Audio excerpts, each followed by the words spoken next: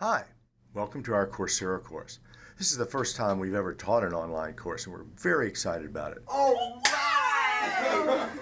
I'm Walter Sennett Armstrong from Duke University, and my co-teacher is Ram Netta from the University of North Carolina at Chapel Hill. Say hi, Ram. Hi.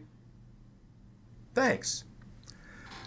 This is going to be a great course. It's going to cover a lot of important practical issues, raise some fascinating theoretical questions. We'll also try to have some fun, because there are lots of wacky examples where people make silly mistakes in arguments in everyday life. And we'll try to teach you how to avoid those. The title of the course is Think Again, How to Reason and Argue. And the title pretty much tells you what the course is about.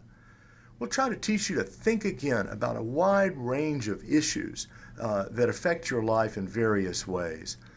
We're not going to try to convert you to our point of view or teach you to believe what we believe. Instead, we want you to think in a new way and in a deeper way about the issues that matter to you most. The subtitle of the course, How to Reason and Argue, tells you that we're going to focus on a particular type of thinking, namely reasoning. Because most people don't want to be arbitrary or have unjustified beliefs. They want to have reasons for what they think and do. But how do you get reasons? Well, we're going to approach reasons by way of arguments, because arguments are just ways to express reasons.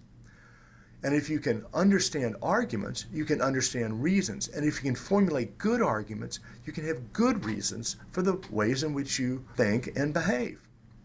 So that's one way in which it's important to understand arguments, namely to get better reasons for your own beliefs and actions.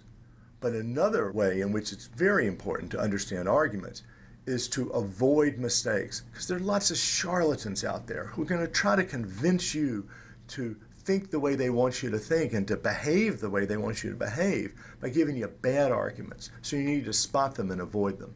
Just think about a used car salesman who tries to convince you to buy a car because it looks really cool and you'll look even cooler if you're sitting in the car. Well, that might be a good reason to buy a car, and it might not. And you're going to have to figure out which kinds of arguments to believe and which kinds not to believe. Consider another example. Say, a lawyer in a courtroom, and you're sitting in the jury, and they're going to try to convince you either to find the defendant guilty or to find the defendant not guilty. But either way, you don't want your decision to be like flipping a coin. You want to have reasons for what you're thinking and for the verdict that you reach as a member of the jury. Or an evangelist tries to convert you to their religious beliefs and to get you to give up your old religious beliefs. Well, you don't want to make that kind of decision arbitrarily either, because it's so important. And then what about your personal life?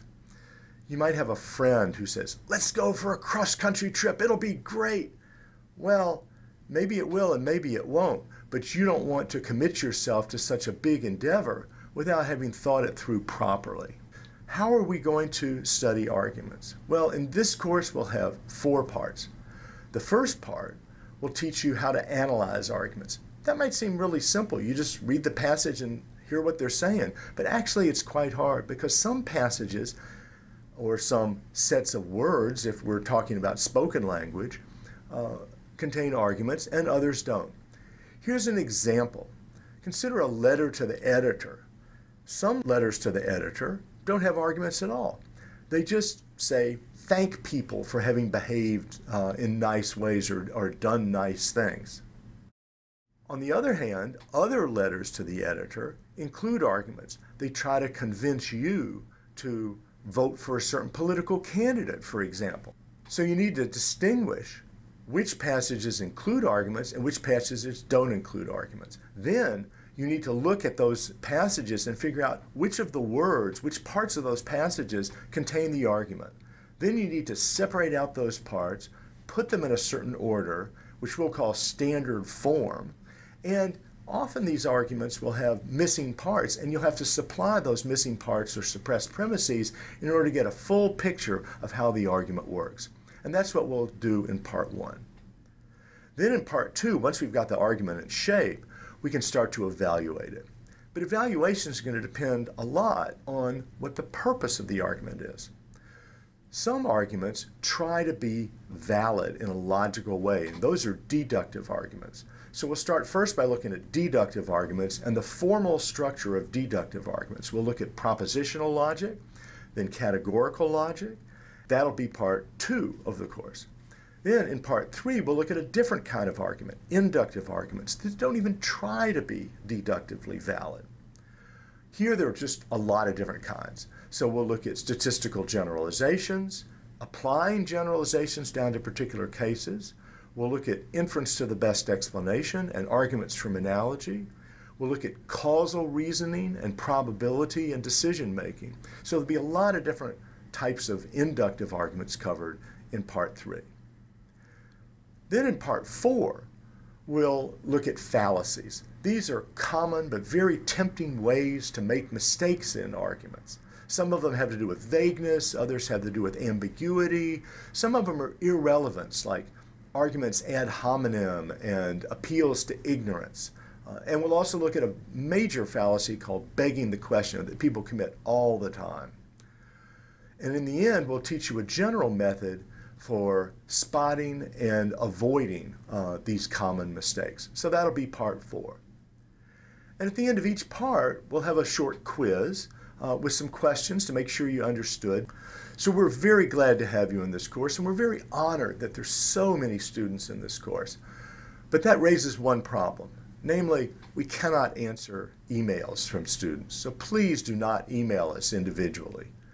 There will be discussion forums where you can go and talk to other students about the material in the course.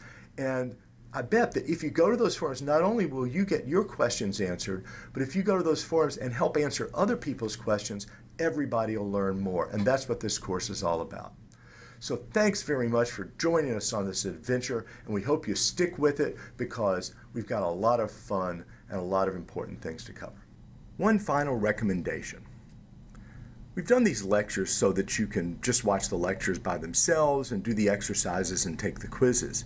However, if you're listening to a lecture and you're having a little trouble understanding it, or if you're really fascinated and you want to get more detail, then there is an accompanying textbook called Understanding Arguments by myself and Robert Fogelin. Many of the best ideas in this course come from him. He's been a leader in this field of understanding arguments for many decades, and I owe an awful lot to him, and I really appreciate that. So I wanted to do a little shout out of thanks to Robert Fogelin before we get started on this course in the next lecture.